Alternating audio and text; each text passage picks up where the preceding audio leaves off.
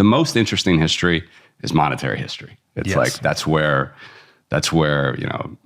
everybody trends towards. That's like the decisions are made around that. And I think actually most historians don't even understand that. They don't, I wouldn't say the historians that I've quoted thus far, but a lot of people, they just are completely blind to the power that money has to either do good things or bad things. And I'll give you two examples. A little bit about the monetary history, right? So we had the most famous, hilarious scammer. He's a Scot. His name's John Law. Do you know who he is? Do you know this name? John Law. Why do I know that? He's very famous. He basically... Maybe you told me about him before. I might have. I can't remember. I've talked about him before. He's hilarious because he was a gambler. He was smart. He's from a family of goldsmiths and bankers. He's smart. The gambler.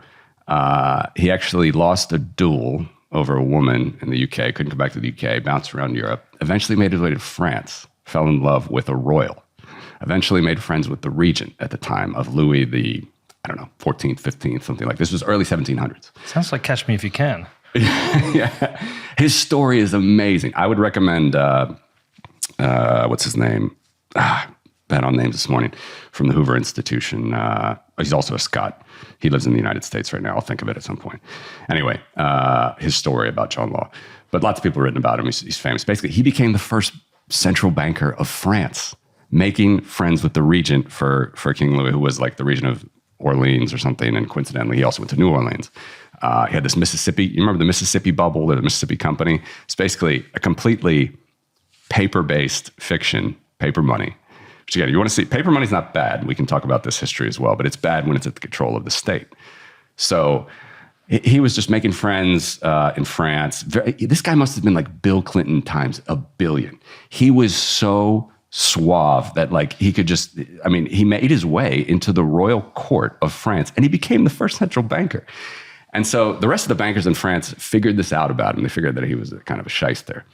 And he started a bunch of paper money schemes and everything, and backed by the state and everything. And so they said, let's try to collect on this guy. And the way that free banking works, if you extend your credit too much, all right, paper credit, bills of exchange, checks, all this stuff, banknotes. When this starts, this is the way banking works. This is a good topic. We'll get more into free banking as well. But when you start getting too much paper out into other banks, all right, historically, the way that the market works is other bankers see that paper.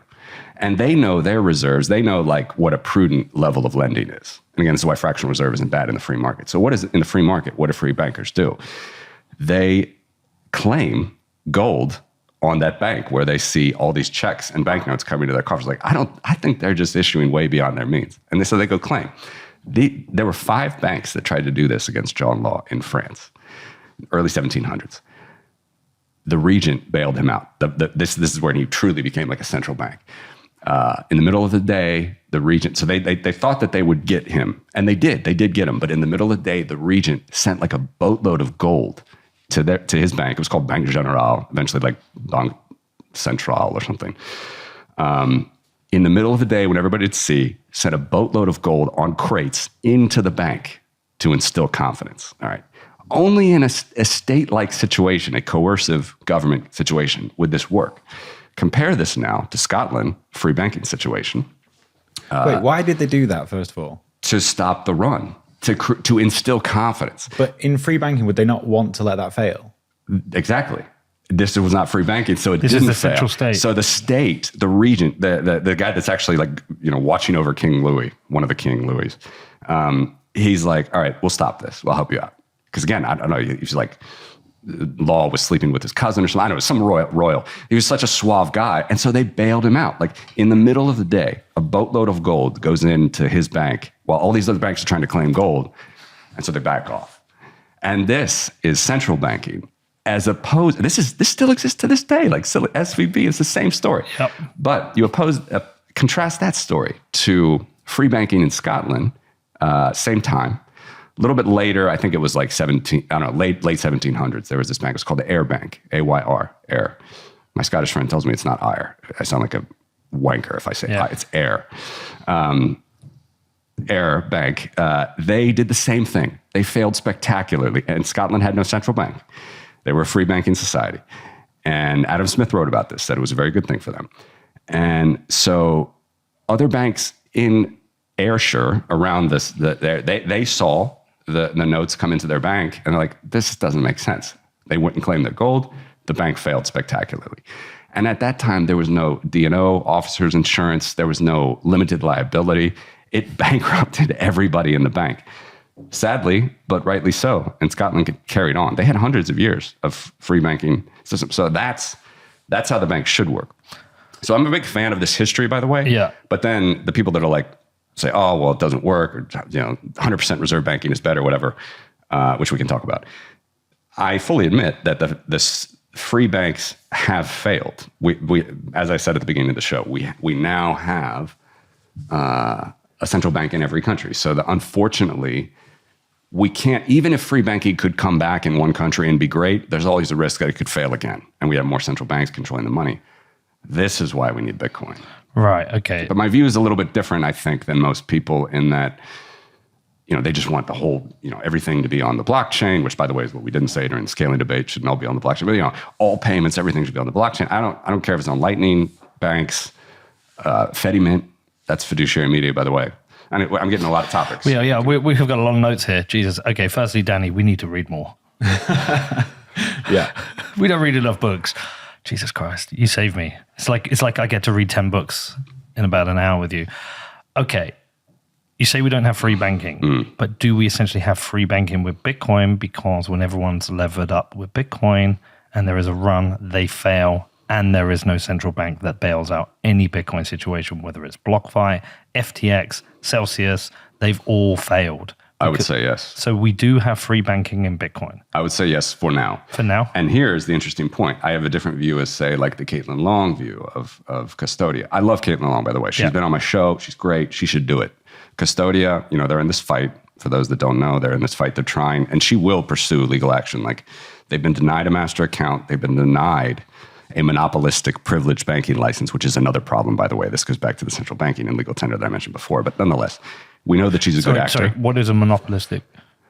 If you have monopoly means one thing and one thing only. It does not mean a big company, never did. In the days of Adam Smith, this is the real definition. A monopoly simply means a license from the state to operate. That's it. So John Law was protected with a license from the state to operate. The Air Bank was not. That's it. A monopoly. And all banks are monopolies. Now you need a banking charter. Of course, we have tons of regulations that are just disastrous for banking. So we have two meanings for monopoly now.